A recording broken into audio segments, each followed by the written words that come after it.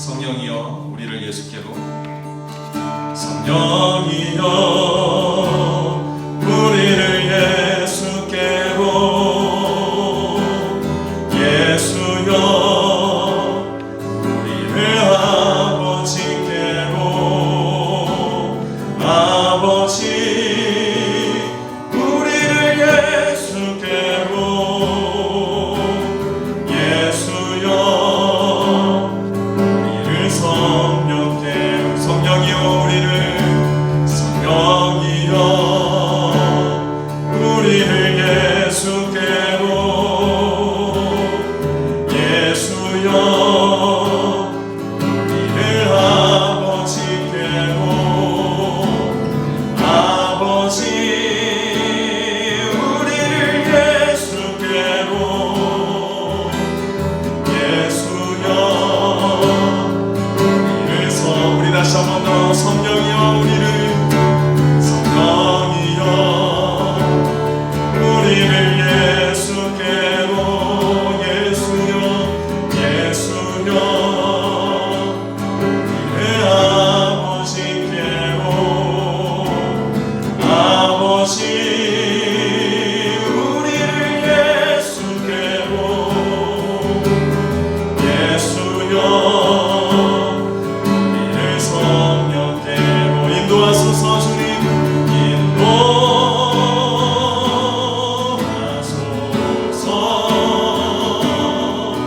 그 신비한 사랑으로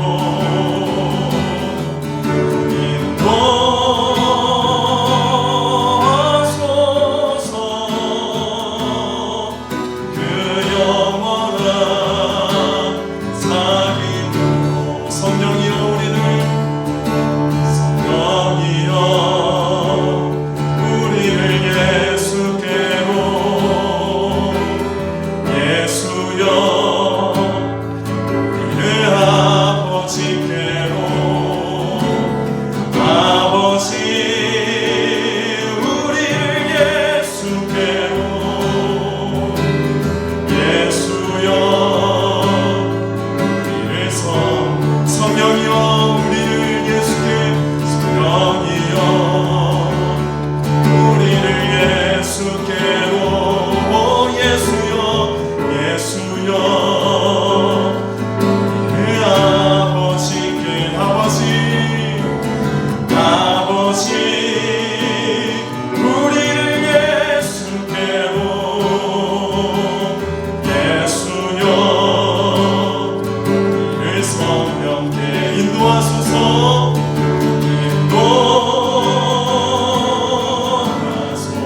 인도하소서.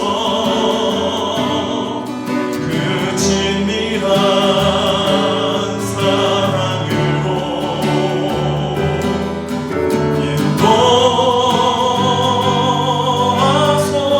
인도하소서. 그 영원한 사귐을 인도하소서.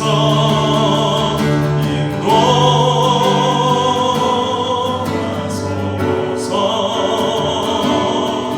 그 진미한 사랑으로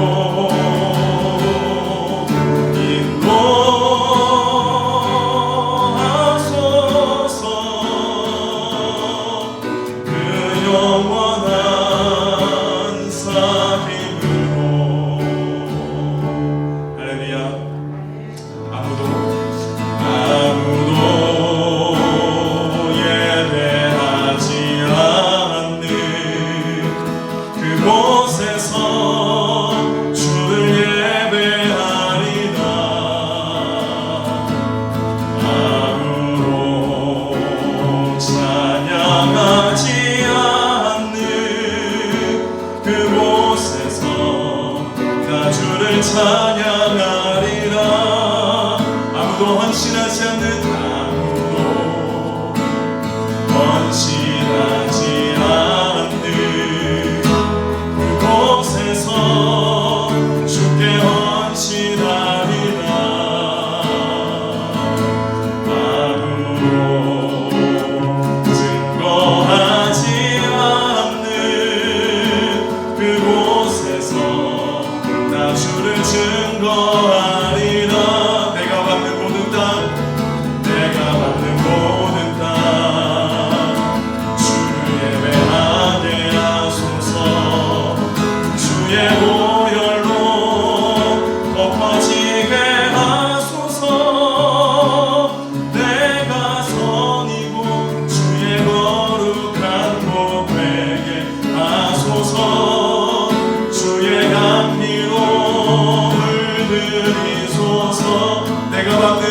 모든 땅 내가 받는 모든 땅 주를 예배하게 하소서 주의 보혈로 덮어지게 하소서 내가 선이고 주의 거룩한 곳 되게 하소서 주의 향기로 물들이소서 아무도 예배하지 않는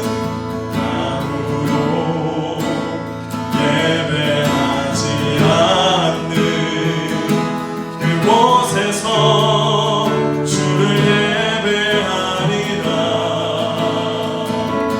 아무도 찬양하지 않는 그곳에서 나 주를 찬양하리라 누구도 헌신하지 않는 그곳에서 주께 헌신하리라 누구도 증거하지 않는 그곳에서 나 주를 증거하리라 내가 받는 모든 땅 내가 받는 모든 땅 주를 예배하게 하소서 주의 보혈로 덮어지게 하소서 내가 선이고 주의 거룩한 곳 되게 하소서 주의 향기로 물들이소서 내가 받는 모든 땅 내가 받는 모든 땅 주를 예배하게 하소서 주의 보혈로 덮어지게 하소서 내가 선이고 주의 거룩한 곳 되게 하소서 주의 향기로 우리 다시 한 번 더 주님의 이름으로 찬양하며 내가 받는 모든 땅 주를 예배하게 하소서 주의 보혈로 덮어지게 하소서 내가 선이고 주의 거룩한 곳 되게 하소서 주의 향기로 물들이소서 모든 영광과 존귀와 능력 받으소서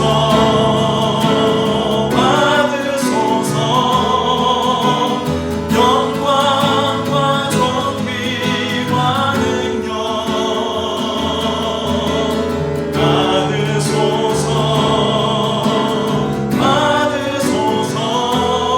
받으소서 그리스도 살아계시라 모든 영광과 존귀와 능력 받으소서 영광과 존귀와 능력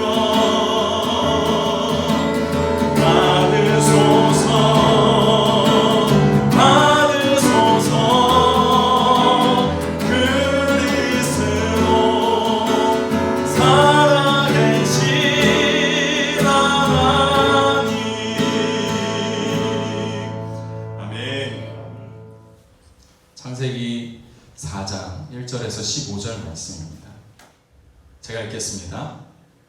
아담이 그의 아내 하와와 동침하매 하와가 임신하여 가인을 낳고 이르되 내가 여호와로 말미암아 등남하였다 하니라. 그가 또 가인의 아우 아벨을 낳았는데 아벨은 양치는 자였고 가인은 농사하는 자였더라. 세월이 지난 후에 가인은 땅의 소산으로 제물을 삼아 여호와께 드렸고 아벨은 자기도 양의 첫 새끼와 그 기름으로 드렸더니 여호와께서 아벨과 그의 제물은 받으셨으나 가인과 그의 재물은 받지 아니하신지라. 가인이 몹시 분하여 안색이 변하니 여호와께서 가인에게 이르시되 네가 분하여 함은 어찌 됨이며 안색이 변함은 어찌 됨이냐. 내가 선을 행하면 어찌 낯을 들지 못하겠느냐. 선을 행하지 아니하면 죄가 문에 엎드려 있느니라. 죄가 너를 원하나 너는 죄를 다스릴지니라. 가인이 그의 아우 아벨에게 말하고 그들이 들에 있을 때에 가인이 그의 아우 아벨을 쳐 죽이니라. 여호와께서 가인에게 이르시되 내 아우 아벨이 어디 있느냐. 그가 이르되 내가 알지 못하나이다. 내가 내 아우를 지키는 자이니까. 이르시되 네가 무엇을 하였느냐. 내 아우의 핏소리가 땅에서부터 내게 호소하느니라.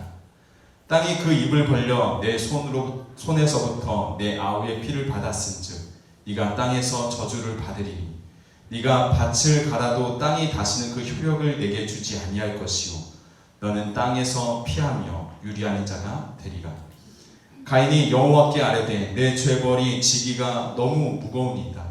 주께서 오늘 이 지면에서 나를 쫓아내시온즉 내가 주의 낯을 배웁지 못하리니 내가 땅에서 피하며 유리하는 자가 될지라. 무릇 나를 만나는 자마다 나를 죽이겠나이다. 여호와께서 그에게 이르시되 그렇지 아니하다. 가인을 죽이는 자는 벌을 7배나 받으리라 하시고 가인에게 표를 주사 그를 만나는 모든 사람에게서 죽임을 면하게 하시니라. 아멘. 오늘 말씀은 우리가 잘 아는 가인과 아벨에 대한 이야기를 좀 나눌까 합니다. 여러분들은 혹시 내가 드린 예배를 하나님께서 받으셨을까 하는 어떤 질문들을 해보신 적이 있으십니까? 내가 오늘 드리는 이 예배를 하나님께서 받으셨나? 아마도 이 질문은 우리가 어떻게 보면 좀 피하고 싶은 부담스러운 질문일 수도 있겠습니다. 왜냐하면 우리는 인간이라는 존재는 사실 이기적인 사람들이거든요. 그래서 늘 우리는 나 중심으로 생각하고 나 중심으로 활동을 합니다.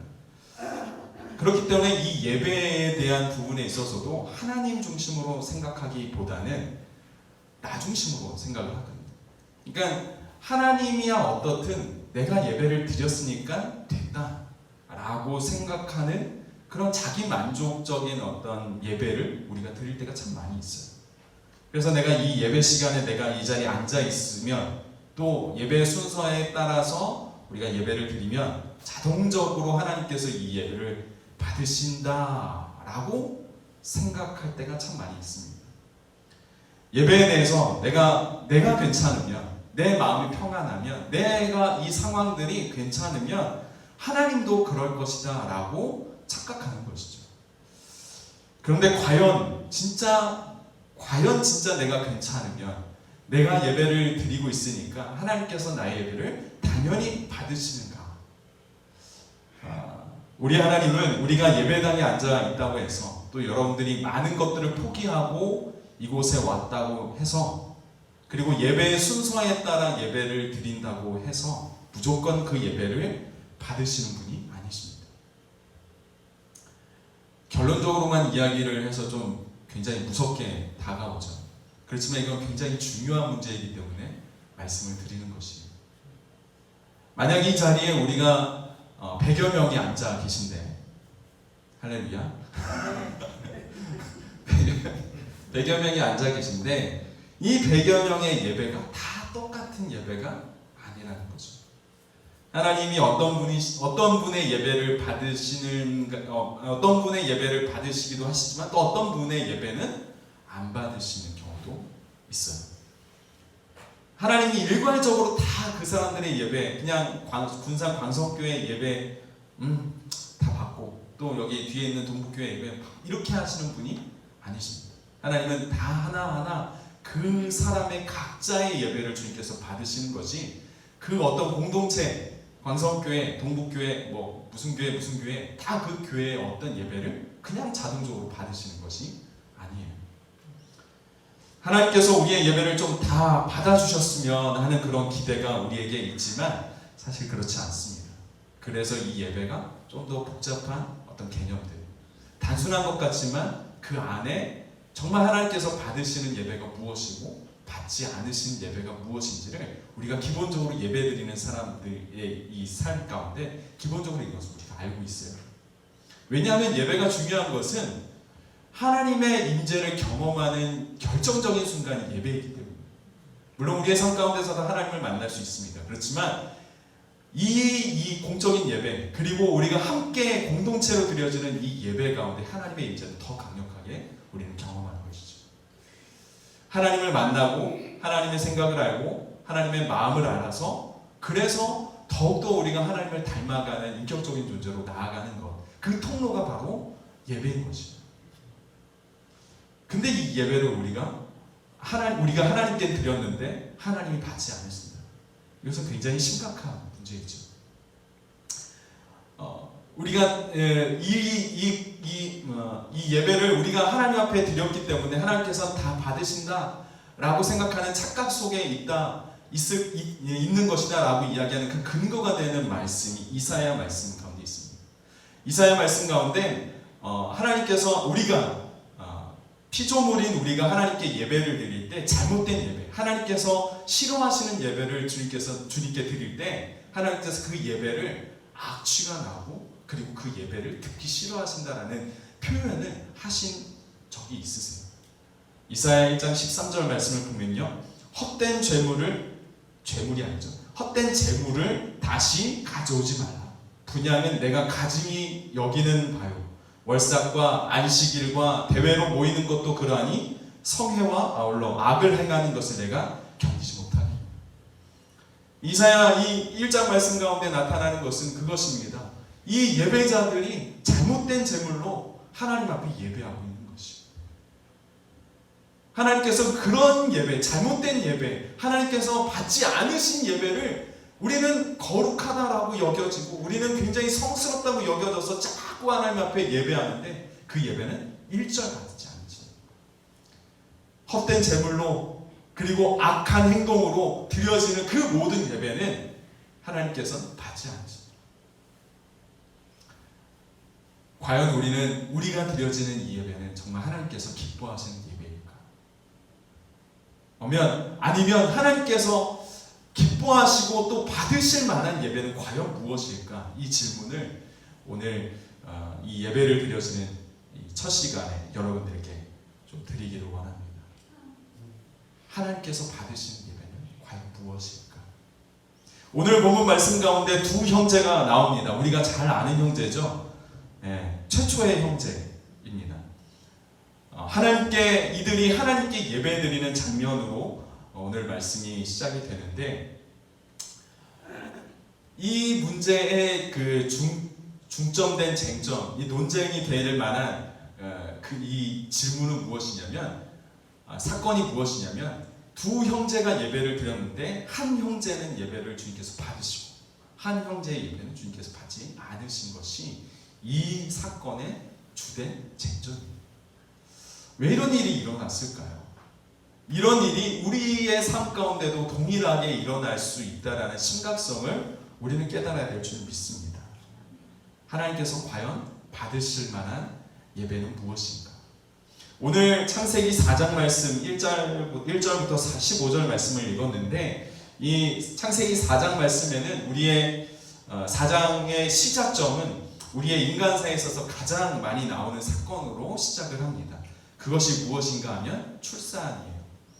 하와가 출산을 하게 된 거죠. 여기에도 많은 자매님들이 출산에 참여하신 걸로 알고 있습니다. 또 앞으로도 출산을 또 하셔야 될 분들도 있는 걸로 알고 있는데, 출산을 정말 할 수 있다면 대학을 쓰고 싶다라고 이야기할 만큼 고통스러운 거라고 얘기해요. 저는 잘 모릅니다. 안 해봐서. 너무 힘들다고 그래요. 너무 고통스럽다고 그럽니다. 그런데 고통스럽기도 하고 힘들기도 하지만 이 출산만큼 또 기쁜 것도 없는 것 같습니다. 하와가 가인을 낳았을 때 이렇게 고백을 합니다. 내가 여호와로 말미암아 등남하였다. 이 말씀의 뜻은 이런 것이죠. 내가 아들을 얻는 이 과정 가운데 하나님의 도움이 있었다 없었다? 있었다라는 것을 이야기하는 것이죠. 그래서 이것을 보면서 하와는 생각했을 것이에요. 물론 하나님께서 자신을 향해서 어떤 벌을 내리시면서 네가 해산의 고통이 있을 것이다 라고 이야기하신 예언의 말씀도 그가 이 해산의 고통을 직접 해보면서 알았겠지만, 하나님께서 아담과 하와를 창조하셨을 때 그 기쁨이 자기가 이 해산의 고통을 통하여 아이를 낳는 그 기쁨과 물론 비교할 수 없지만, 그렇지만 그런 기쁨이 아닐까라고 생각했을 수도 있다라는 것입니다. 아마 하와는 아담은 잘 몰랐을 수도 있어요. 그렇지만 하와는 하나님의 마음을 조금이라도 이해했을 것 같아요. 그 창조의 기쁨이 무엇인지, 생명을 잉태하는 그 기쁨이 무엇인지 아마 하와는 조금 이해했을 것 같아요. 그런 출산의 감격과 하나님에 대한 어떤 믿음, 하나님에 대한 마음을 다시 한번 이렇게 확인하는 시간을 가지면서 가인을 낳습니다. 우리가 창세기 3장 말씀을 우리가 보았을 때 아담과 하와에게는 굉장히 절망적인 일들이 있었었죠. 아담과 하와가 하나님 앞에 죄를 지었고 에덴 동산 그 좋은 곳에서 추방당합니다. 하나님이 선악을 알게 하는 나무의 열매를 먹으면 반드시 죽는다 라고 말씀하셨지만, 그들은 그 말씀에 불순종했고 자신들은 하나님이 되고자 하는 욕망이 가득했어요.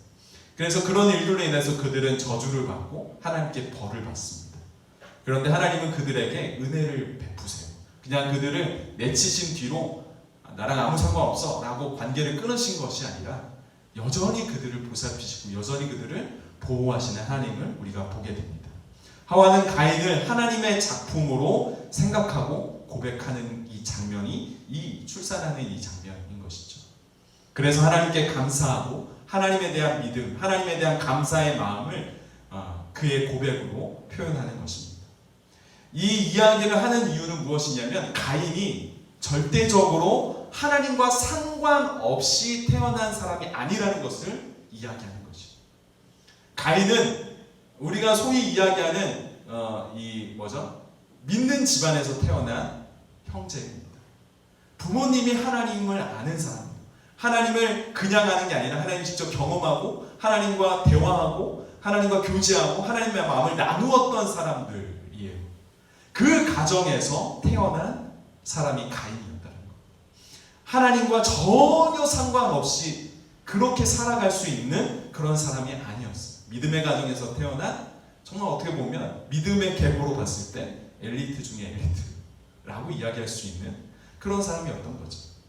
그리고 그 이후에 또 누가 태어납니까? 아벨이 태어납니다. 성경은 이 가인과 아벨에 대한 이야기를 하면서 그 두 아들의 직업도 설명을 합니다. 그렇지만 이제 되게 어떤 자연스러운 자세한 설명을 하지는 않고 그냥 아벨은 양치는 자였고 가인은 농사하는 자였다라고 이야기합니다.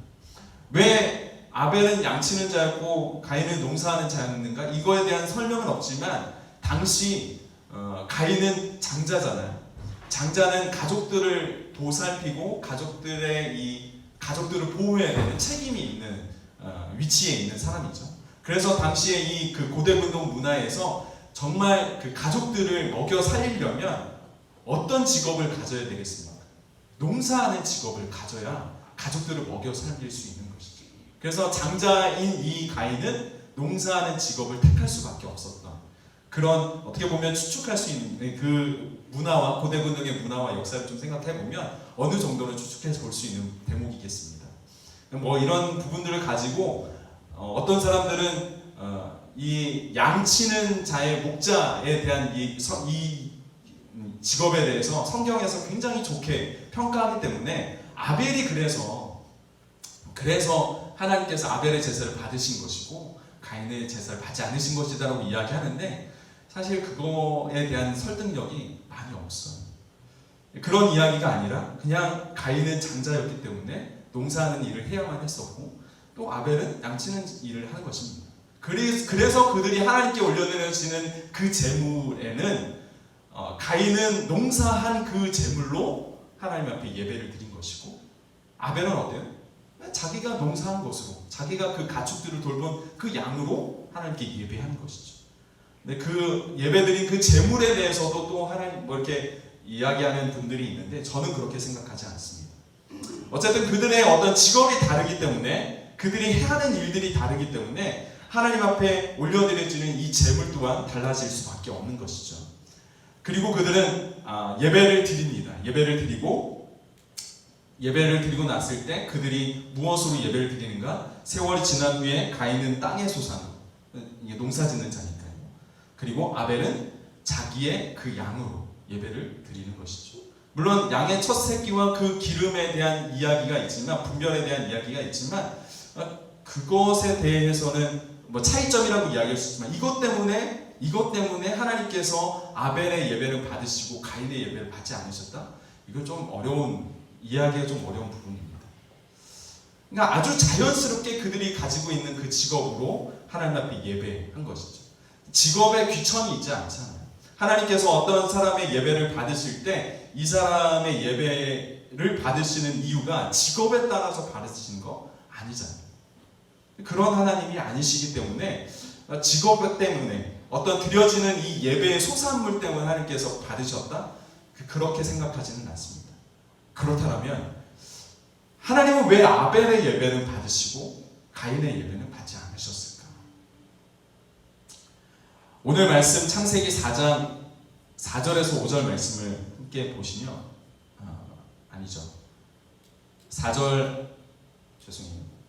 4장 5절에서 7절 말씀을 보시면 이렇게 기록이 되어 있습니다. 가인과 그의 재물은 받지 아니하신지라 가인이 몹시 분하여 안색이 변하니 여호와께서 가인에게 이르시되 내가 분하여 함은 어찌 됨이며 안색이 변함은 어찌 됨이냐 내가 선을 행하면 어찌 낯을 들지 못하겠느냐 선을 행하지 아니하면 죄가 문에 엎드려 있느니라 죄가 너를 원하나 너는 죄를 다스릴지니라. 이 말씀을 보면 가인의 예배를 하나님께서 받지 않으신 이유가 분명하게 나옵니다. 그게 무엇이에요? 7절 말씀에 네가 선을 행하지 않았다는 것이. 선을 행하지 않았기 때문에 하나님께서는 가인의 예배를 받지 않으신 것입니다. 본문을 자세히 보면 두 사람의 제사의 이 예배를 향한 자신들의 그 태도가 여실히 나타나 있습니다. 오늘날로 말하면 제사의 태도, 이것은 예배의 태도예요. 우리가 예배를 대하는 자세인 것이죠. 이것이 그들이 굉장히 달랐던 것이에요. 여러분, 예배의 주인은 누구입니까? 나입니까? 예배의 주인은 하나님이십니다. 예배는 우리가 누구한테 드립니까? 예배의 대상이 누구예요? 나입니까? 나의 만족입니까? 아니에요. 하나님이에요. 하나님이 우리의 예배의 주인이고 이 예배는 하나님께 드리는 것이에요. 그런데 우리는 자주, 아까도 말씀드렸지만 자주 우리는 나 중심으로 내가 만족하면 다 된다라는 식으로 우리가 예배를 이해할 때가 있습니다. 그냥 내가 만족하는 예배이면 되는 것이에요. 그 예배가 정말 하나님께서 기뻐하시는 예배가 되는 것인가에 대한 고민보다도 내가 시간을 내서 여기 왔잖아. 이거를 어필하는 것입니다. 내가 수많은 시간들이 있지만 내가 예배 시간을 내가 따로 떼어서 왔잖아. 내가 얼마나 많은 것들을 포기했는 줄 알아. 내가 얼마나 많은 것들을 이것에 공을 들였는 줄 알아. 이것을 자꾸 하나님께 이야기하는 것입니다. 여러분, 우리는 깨달아야 할 것은 예배는 하나님께서 우리를 만나주시는 귀한 영적인 통로인 것이지. 그래서 예배가 하나님께 필요한 것이 아니라 우리에게 필요한 것이에요. 우리에게 필요한 것이기에 우리는 예배자의 입장에서 정말 하나님을 예배하는 예배자의 입장에서 우리는 있어야 되는 것입니다. 우리가 예배를 드릴 때 우리는 에덴을 맛볼 수 있습니다. 하나님의 나라 천국을 맛볼 수 있어요. 근데 그 에덴이 어떤 곳이었습니까? 에덴은 눈물이 없고 그 안에는 슬픔이 없고 좌절이 없었어요. 하나님과 늘 교제하면서 하나님 안에 하나님께서 주시는 안식과 안정감을 누리며 하나님께서 주시는 기쁨과 회복을 누리며 나아갔던 곳이 에덴이었어요. 에덴은 치유가 있고 회복이 있는 곳이에요. 세상의 그 어떤 아름다움도 에덴의 아름다움에 비하면 아무것도 아니에요. 에덴에서 하나님과 함께 동행하는 그곳이 에덴인 것입니다. 예배에서, 우리는 이 예배에서 그 에덴을 맛볼 수 있는데 우리는 자꾸 이것을 예배가 내가 필요한 것이 아니라 하나님이 필요한 것처럼 우리가 그렇게 여길 때가 있다는 있다는 것입니다.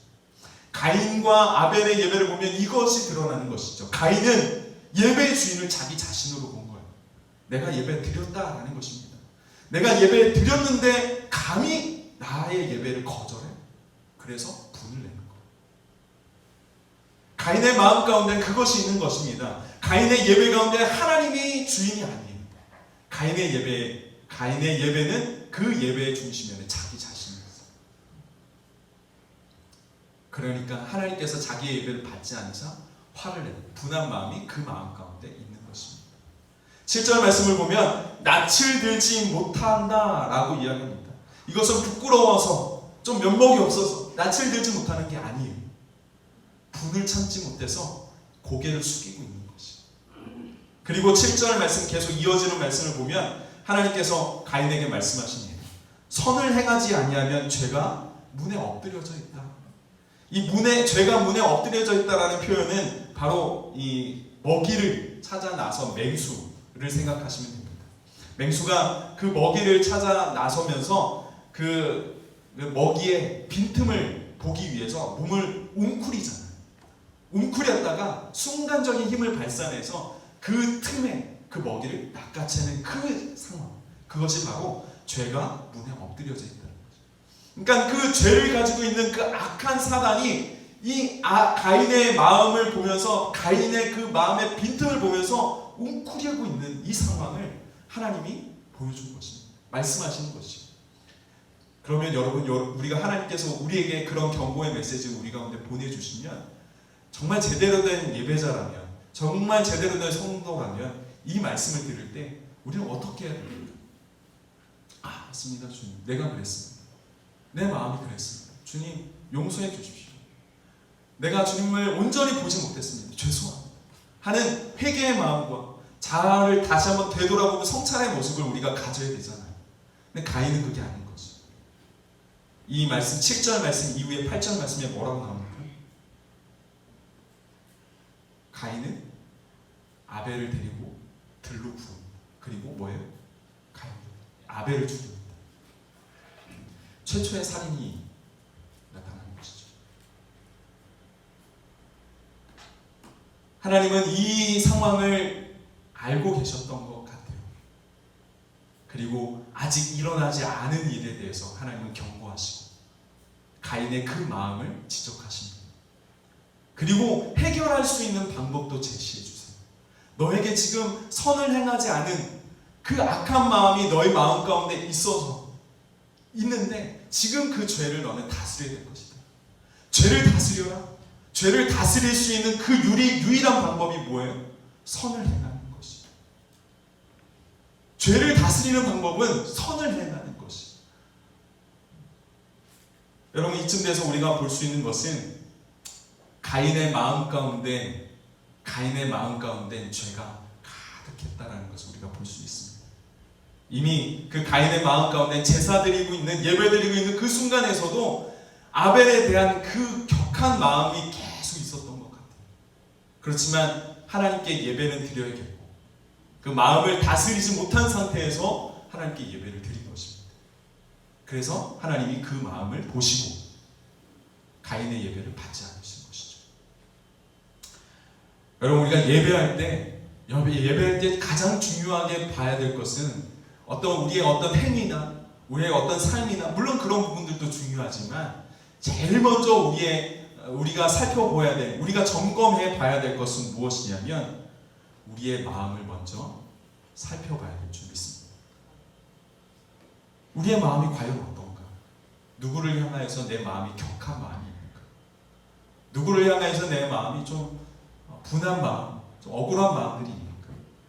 그 마음이 있다라면 하나님 앞에 완전히 내려놓으시면 되는 것입니다. 그런데 그 마음을 계속 가진 채로 예배 내내 계속 그 생각을 계속하면서 계속하고 있다라면 우리는 가인처럼 되는 거예요. 하나님이 우리에게 말씀하시지만, 하나님이 우리에게 합당한, 우리에게 경고의 말씀을 하시지만 그 말씀을 듣고도 가인은 전혀 생각하지 않습니다. 하나님의 말씀이 이 귀에 들리면 그대로 그 이 귀로 나가는 거죠. 그리고 그 마음 먹은 대로, 자기가 하고자 하는 대로, 왜요? 그 예배의 주인은 바로 자기 자신입니다. 여러분, 잠언 4장 23절 말씀에 뭐라고 기록이 되어 있냐면, 모든 지킬 만한 것 중에 더욱 네 마음을 지켜라. 왜요? 생명이 거기에서 나옵니다. 여러분, 우리가 마음을 먼저 살피고 이 예배에 함께 동참해야 될 줄 믿습니다. 회중으로 함께 드려지는 이 예배도 마찬가지고, 여러분들이 개개인이 하나님 앞에 무릎 꿇는 그 예배 또한 여러분들의 마음을 함께 좀 살펴보시길 바랍니다. 나는 과연 하나님을 정말 사랑하는 마음으로 내가 예배하는가? 내 예배의 주인은 정말 하나님이신가? 내 예배의 대상은 정말 하나님이신가? 혹여 그 예배의 중심에는 나의 만족이, 내 욕심이 그 자리를 차지하고 있지는 않은가? 우리는 그 질문을 먼저 해야 될 줄 믿습니다. 그래서 하나님은 가인에게 선을 행하라고 명령하십니다. 죄를 다스릴 방법, 그 마음 가운데 죄 가운데 죄가 너를 잡으려고 웅크리고 있는 그 상황에서 벗어날 수 있는 유일한 방법, 그것은 선을 행하는 것. 근데 여러분, 선이 무엇입니까? 하나님 앞에서 하나님이 말씀하시는 그 선이 과연 무엇입니까? 하나님께서 우리에게 말씀하시는 그 선은 도덕적인 선이 아니에요. 도덕적인 선이 아니에요. 우리는 유교적인 성향이 굉장히 강한 민족이기 때문에 우리는 선에 대해서 이야기할 때 유교적인 어떤 도덕적인 선을 이야기할 때가 많으죠. 근데 하나님의 말씀하시는 그 선은 도덕적인 선이 아닙니다. 물론 그것을 포함하기도 하지만 오로지 그것이 도덕적인 선이 하나님이 말씀하시는 선이다라고 이야기할 수가 없는 것이죠. 하나님이 말씀하시는 선은 하나님 그 자체가 선인 것입니다. 그러니까 우리가 하나님 편에 서서 하나님의 마음을 헤아리고 하나님의 생각을 닮아가고 그 모든 것이 선인 것입니다.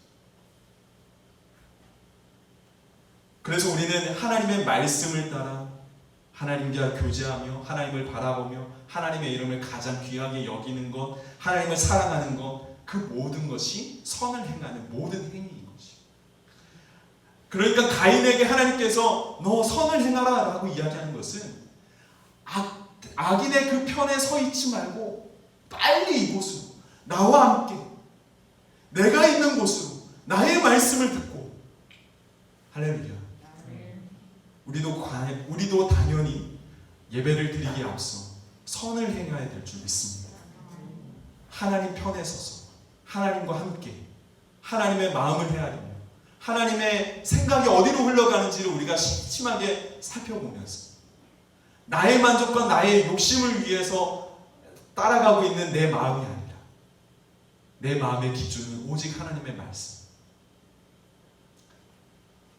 여러분들의 삶이, 여러분들의 그 예배, 여러분들의 마음이 바로 이 하나님을 닮아 있는 마음이 되어지기를 소망합니다. 그래서 하나님께 드려지는 여러분들의 예배는 하나님께서 받으시는 온전한 예배가 되어지기를 축복합니다. 여기에 더해서 한 가지를 더 살펴보기를 원합니다. 창세기 오늘 말씀 3절에서 5절 말씀을 보시면 이렇게 기록이 되어 있습니다. 세월이 지난 후에 가인은 땅의 소산으로 제물을 삼아 여호와께 드렸고, 아벨은 자기도 양의 첫 새끼와 그 기름으로 드렸더니 여호와께서 아벨과 그의 제물은 받으셨으나 가인과 그의 제물은 받지 아니하신지라. 하나님이 가인과 아벨의 예배를 받으셨다라는 이 기록을 보면 하나님이 무엇을 받았는가라는 이 기록도 함께 나와 있습니다. 여러분 보시면 아시겠지만, 말씀을 보시면 아시겠지만, 하나님께서 가인과 아벨의 제사를 예배를 받으실 때 무엇을 받았다라고 기록이 되어 있습니까? 뭘 받았어요? 아벨의 제사, 아벨의 예배에서는 무엇을 받았습니까? 아벨과 아벨의 제사, 제물. 가인의 예배에서는 무엇을 받았습니까? 가인과 가인의 제물. 그러니까 가인의 제물, 아벨의 제물은 이해가 돼요. 그가 농사 지은 것으로 하나님께 감사함으로 드려지는 그 모든 제물, 그건 알겠어요. 그런데 한 가지 더 추가가 되어 있죠. 무엇이 추가해 있어요?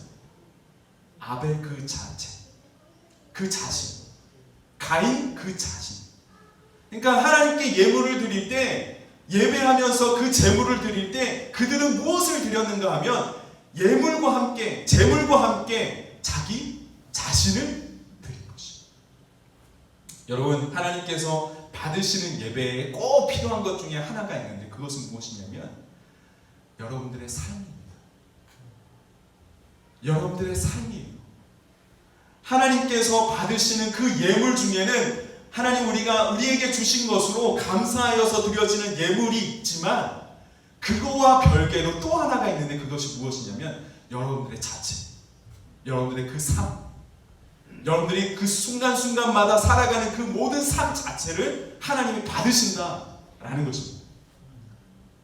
여러분, 우리가 주님을 만나는 이 예배 자리에 나올 때에는 주님을 향한 그 믿음을 담은 우리의 예물 있죠. 그렇지만 그거와 함께 무엇이 있냐면 우리의 삶의 자리 또한 하나님 앞에 올려드리는 것입니다. 한 주간 동안 말씀을 듣고 이 말씀대로 내가 살아야지 하는 그 결단을 가지고 우리가 한 주간 살아갑니다. 왜 자꾸 한 주간 동안 이 말씀 붙들고 살아가냐고 이야기하냐면 그 삶으로 하나님께 예배하기 때문에. 할렐루야. 그 삶의 자체에 선을 행하는 부분이 없었던 가인은 예배를 받지 않으신 거예요. 우리도 마찬가지. 한 주간 동안 우리의 삶 가운데 하나님을 예배하는 흔적이 없어요. 하나님께서 그 예배를 받으실까? 아니라는 것이. 가인의 재물이 없었습니까? 아니, 있었어요. 가인의 그 예배에 재물이 없었나요? 있었습니다. 근데 뭐가 없었어요? 그의 삶에 예배가 없었어요. 하나님께서 기뻐하시고 하나님께서 받으시는 예배는 삶이 예배가 되는 그런 예배예요. 선포된 말씀을 가지고 한 주간 동안 붙잡고 살면서 잘 안 되지만 그 말씀 붙들고 끙끙 앓으면서, 지난주에도 말씀드렸지만 그 말씀이 스틱 투 더 바이블, 그 말씀을 꽉 붙잡는데 그 붙잡은 그것이 손에서 아귀에서 피가 날 정도로 꽉 붙잡은 그 삶, 그렇게 전전긍긍하는 그 노력, 그래서 결국엔 하나님을 만나는 매일의 삶 가운데, 그 예배 가운데 계속적으로 주님을 닮아가는 그 우리의 삶, 그 삶으로 우리는 하나님께 예배하는 것이죠. 하나님께서 그것을 받으신다는 것이죠. 그러니까 우리의 삶이 얼마나 중요한지 아시겠죠. 히브리서 기자는 11장 4절 말씀에 이렇게 기록을 합니다. 아벨의 제사와 가인의 제사, 그 제사의 다른 점을 히브리 기자가 이렇게 기록을 하는데, 제가 읽겠습니다. 믿음으로 아벨은 가인보다 더 나은 제사를 하나님께 드림으로. 할렐루야. 히브리서 기자는 뭐라고 이야기하냐면 아벨과 가인의 이 제사, 예배의 다른 점은 아벨이 더 믿음으로 드렸다라는 것입니다. 여러분, 믿음은 히브리어로 아만이라고 이야기하고 헬라어로는 페스티스라고 이야기합니다. 근데 재밌는 것은 이 아만이라는 단어, 페스티스라는 단어, 똑같이 믿음을 이야기하는 단어인데 이 두 단어가 믿음만 이야기하지 않아요. 그러니까 우리나라 말로 다른 말로 이렇게 번역을 하면 그 말이 있잖아요. 그 말이 아만과 페스티스라는 말로 이렇게 번역이 되는데 그 말이 믿음만 이야기하지 않는다는 거예요. 되게 이상하죠. 되게 이상합니다. 저도 몇 년 전에 이 믿음에 대한 설교를 좀 하면서 이 어원을 좀 이렇게 찾아봤었는데 되게 이상하더라고요. 아만이라는 단어와 페스티스라는 단어가 믿음만 이야기하지 않고 동시에 무엇도 이야기하냐면 충성, 성실함, 헌신이라는 단어도 함께 이야기하고 있어요. 그러니까 이 단어를 공부하면서 좀 정리했던 것은 무엇이냐면 우리가 믿음이라고 이야기하는 그 믿음은 충성과 함께 드려지는 믿음. 우리가 이야기하는 그 믿음은 성실함이 따라오는 믿음이에요. 우리가 이야기하는 그 믿음은 헌신이 함께 있는 믿음인 것입니다. 단어가 어원이 똑같아요. 단어가 똑같아요. 아만. 여러분, 우리가 이렇게 예배 때 아멘 하죠. 그 아멘의 어원이 아만이에요. 그러니까 우리가 아멘 할 때 믿음 없이 아멘 할 수 있어요? 없는 것이. 아멘 할 때 우리는 그 믿음의 결단을 하는 것이죠. 그래서 예배 안에 우리는 아멘 하기를 바랍니다. 해야 돼요. 왜냐하면 내 믿음의 고백이니까. 내가 믿는 대로 그렇게 되어지기를 원합니다 하는 긍정, 정말 그렇게 되어지기를 원합니다 하는 그 믿음의 고백이 아멘이기 때문에. 그런데 이 믿음이라는 단어가 충성과 성실함과 헌신이라는 단어도 함께 같이 어우러져서 이야기가 되는데, 그렇기 때문에 이 믿음 안에는 충성도 있고 성실함도 있고 헌신도 있는 것이. 반대로 충성이라는 단어 안에도 믿음이라는 단어와 성실함의 단어와 헌신이 같이 가요. 이 네 단어가 같이 늘 가는 거예요. 정리해보면 믿음은 하나님을 향한 충성이면서 하나님을 향한 성실함이면서 하나님께 하는 모든 헌신, 그것이 믿음인 것입니다. 이것이 바로 믿음이에요. 충성과 성실함 또한 그 헌신 또한 하나님을 향한 믿음을 가진 채 믿음을 가지고 해야 하는 것, 그것이 바로 이것들인 것이에요. 믿음은 그래서 추상적인 것이 아니에요.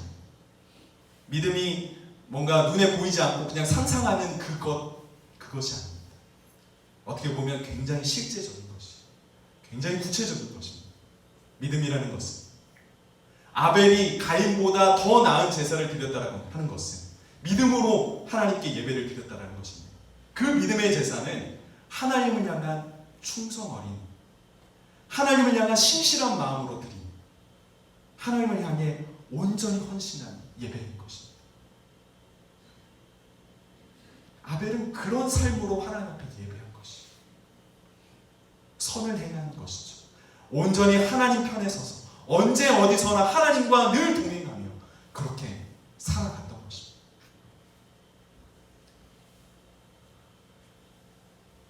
여러분들 삶 가운데 주님의 향기가 계속 이렇게 나기를 주님의 이름으로 축복합니다.